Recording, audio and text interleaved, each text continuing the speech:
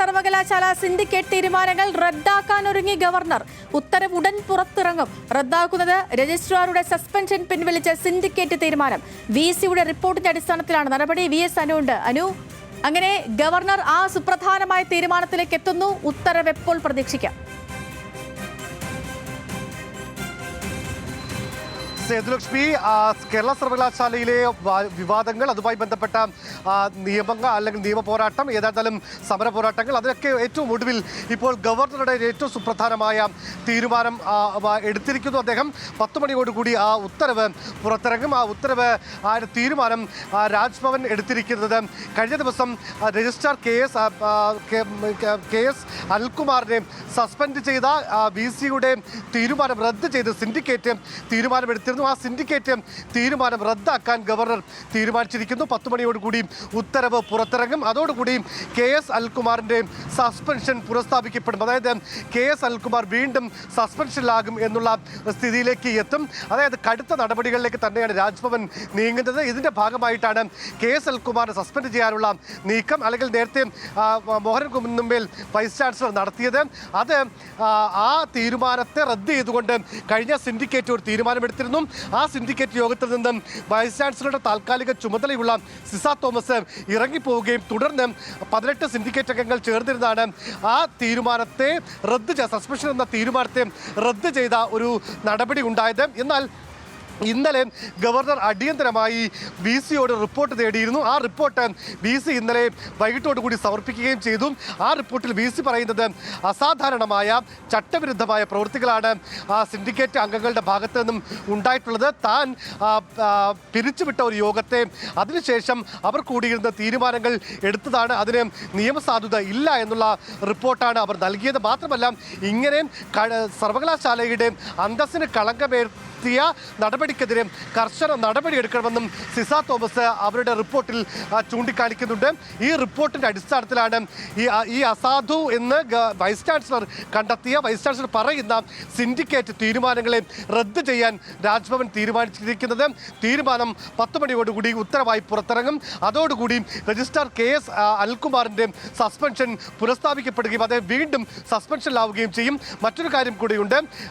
രജിസ്ട്രാറുടെ suspension വന്ന സമയത്ത് മുതൽ തന്നെ വലിയ പ്രതിഷേധങ്ങളൊക്കെ നമ്മൾ ഈ സർവകലാശാലയ്ക്കുള്ളിൽ കണ്ടിരുന്നു. പ്രത്യേകിച്ച് SFI-യുടെ അടക്കം പ്രതിപക്ഷ സംഘടനകളുടെ വലിയ പ്രതിഷേധങ്ങളൊക്കെ കണ്ടതാണ്. ഇന്നലെ പോലും അതിന്റെ പലതും കണ്ടിരുന്നു. ഈ സർവകലാശാല രജിസ്ട്രാറെ ആദ്യം VC സസ്പെൻഡ് ചെയ്യുന്നു, പിന്നാലെ സിൻഡിക്കേറ്റ് ചേർന്ന് ആ സസ്പെൻഷൻ പിൻവലിക്കുന്നു.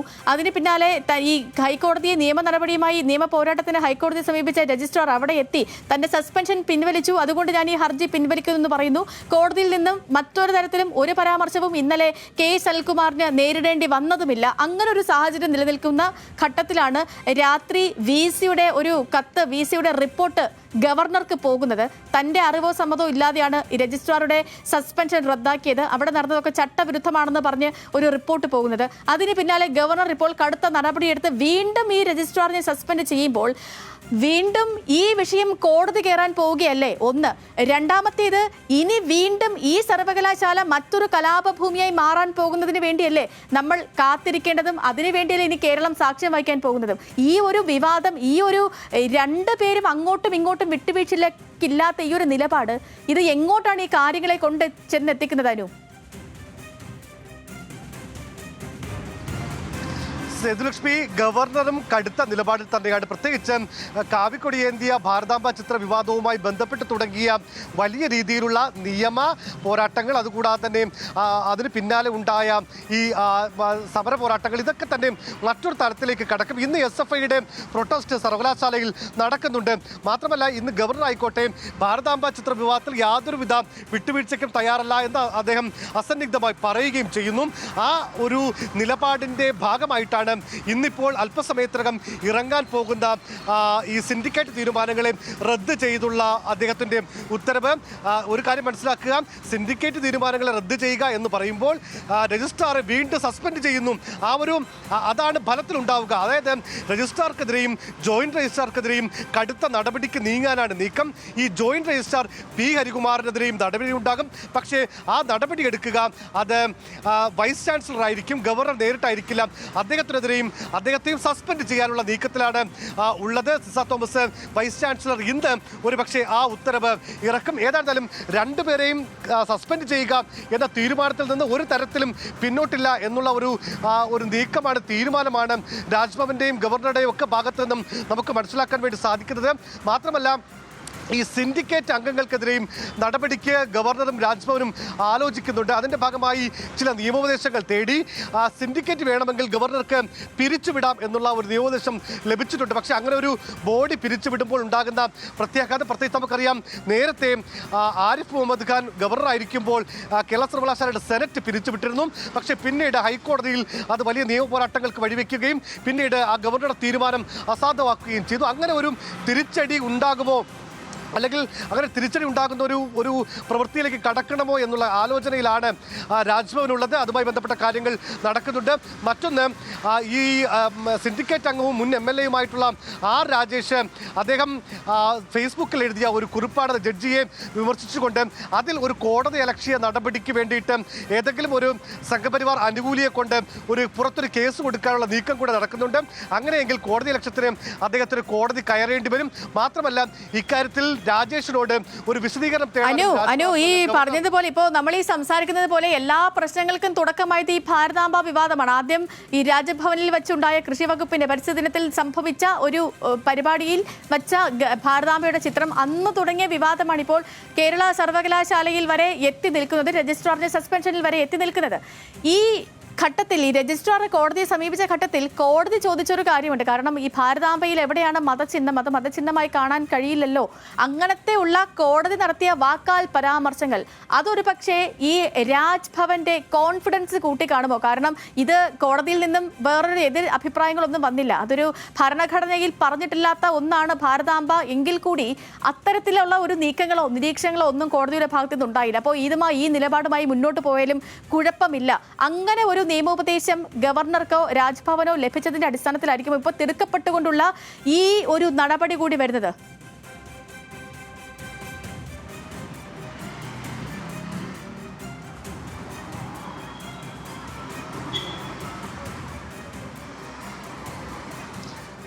സേതു, ആ കോടതിയുടെ അല്ലെങ്കിൽ ജഡ്ജിയുടെ ഏതെങ്കിലും തരത്തിലുള്ള പരാമർശങ്ങൾ ആ കേസിന്റെ പൊതു സ്വഭാവമായി നമുക്ക് കാണാൻ കഴിയില്ല. സാധാരണ നമ്മൾ എത്രയോ കേസുകളിൽ നമ്മളത് കണ്ടിട്ടുള്ളതാണ്. കാരണം കോടതി ചില സമയങ്ങളിൽ ചോദിക്കുന്ന പരാമർശങ്ങൾ, ചില ഇടപെടലുകൾ, അതൊന്നും ഈ വിധിയുടെ സ്വഭാവത്തെ ഇങ്ങനെ ആയിരിക്കും എന്ന് നമുക്ക് നിരീക്ഷിക്കാൻ വേണ്ടി കഴിയില്ല.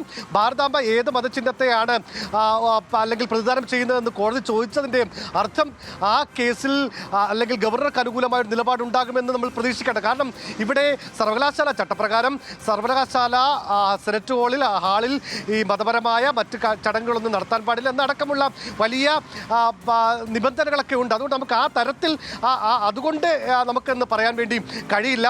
പക്ഷേ ഈ കാവിക്കൊടി ഏന്തിയ ഭാരതാംബ നമ്മുടെ രാജ്യത്തിൻ്റെ ഒരു ഭാരതാംബ സങ്കല്പമല്ല എന്നുള്ള നിലപാടാണ് ഇടത് സിൻഡിക്കേറ്റ് അംഗങ്ങൾക്ക്, സർക്കാരിന്, അതുകൂടാതെ തന്നെ SFI ഉൾപ്പെടെയുള്ള വിദ്യാർത്ഥി സംഘടനകൾക്ക് എല്ലാവർക്കും ആ നിലപാടാണുള്ളത്.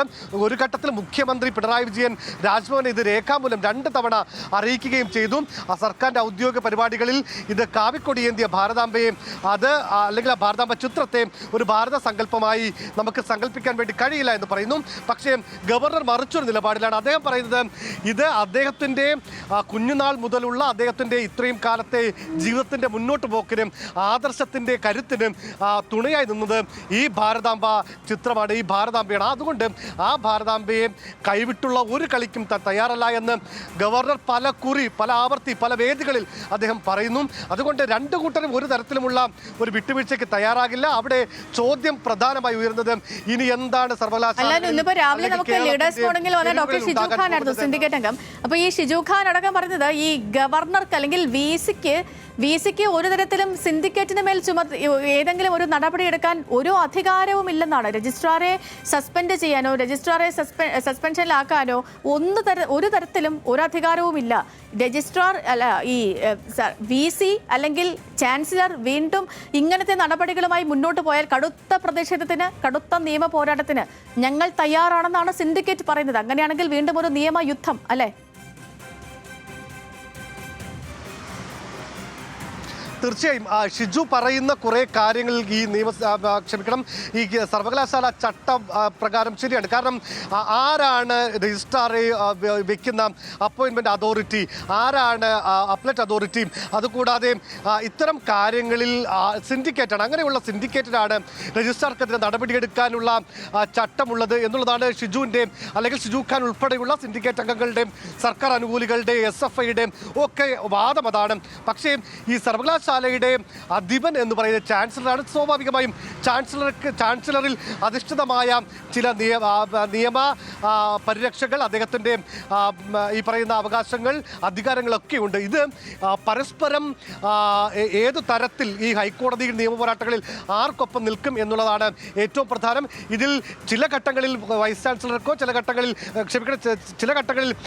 ചാൻസലറായ ഗവർണർക്കോ, ചില ഘട്ടങ്ങളിൽ സിൻഡിക്കേറ്റിന് അനുകൂലമായ തീരുമാനങ്ങൾ പല കോടതി വിധികളിൽ നിന്നും ഉണ്ടായിട്ടുണ്ട്. അങ്ങനെ ഏതായിരുന്നാലും വളരെ ഒരു നിയമപോരാട്ടത്തിലേക്ക് അത് കടക്കുമെന്നുള്ള കാര്യത്തിൽ യാതൊരുവിധ സംശയവുമില്ല. ഇനി അറിയേണ്ടത്, നമ്മളെ സംബന്ധിച്ചും ഏറ്റവും പ്രസക്തമാകുന്നത്, നിയമപോരാട്ടത്തിനപ്പുറത്തേക്ക് കേരളത്തിലെ ക്യാമ്പസുകളിൽ വീണ്ടും ഒരു സമര തീക്ഷ്ണമായ നാളുകൾ ഉണ്ടാകുമോ എന്നുള്ളതാണ്. പ്രത്യേകിച്ചും ഗവർണർക്കെതിരെ, VCക്കെതിരെ ഒക്കെയുള്ള ഇത്തരം നടപടികൾ അത് ചോദ്യം ചെയ്യുന്ന SFIയുടെ വലിയ മാർച്ച് ഇന്ന് കേരള സർവകലാശാല ആസ്ഥാനത്തേക്ക് നടക്കുന്നുണ്ട്. ഈ മാർച്ച് സംഘർഷം ഉണ്ടാകുമെന്നും സ്പെഷ്യൽ ബ്രാഞ്ചിൻ്റെ റിപ്പോർട്ട് രാവിലെ ഉണ്ട്. അങ്ങനെ വലിയ രീതിയിലുള്ള പ്രശ്നങ്ങളിലേക്ക് കേരളത്തിൻ്റെ ക്യാമ്പസുകൾ മാറുന്നു. ഏതെങ്കിലും തരത്തിലുള്ള ഒരു വിട്ടുവീഴ്ചയ്ക്കും ഇരുകൂട്ടരും തയ്യാറല്ല. ഇരുകൂട്ടരും അവരുടെ ബേസ് ആശയത്തിലാണ്, അവരുടെ അടിസ്ഥാന ആശയത്തിൽ ഊന്നിയുള്ള പ്രവർത്തനമാണ്. കാരണം സംഘപരിവാർ അജണ്ട അംഗീകരിക്കില്ല എന്ന് സർക്കാരും ഇടത് യൂണിയനുകളും, ഭാരതാംബയെ വിട്ടൊരു കളിയില്ല എന്ന് RSSൻ്റെ കുഞ്ഞുനാൾ മുതൽ RSS പ്രവർത്തകനായിരുന്ന, RSS എന്ന പ്രസ്ഥാനത്തിലൂടെ വളർന്നു വന്ന, പിന്നീട് BJP അല്ലെങ്കിൽ അവിടെ നിന്ന് ഗവർണറൊക്കെ ആയ RV ആർലേക്കർ നിൽക്കുമ്പോൾ ഇരുകൂട്ടരും അവരുടെ ആദർശത്തിൽ നിന്നും പിന്നോട്ട് പോകാൻ തയ്യാറല്ല. സ്വാഭാവികമായും വലിയ നിയമ സമര പോരാട്ടങ്ങളിലേക്ക് കേരളം കടക്കുന്നു എന്ന് തന്നെയാണ് നമുക്ക് മനസ്സിലാക്കാൻ സാധിക്കുക. സേതു.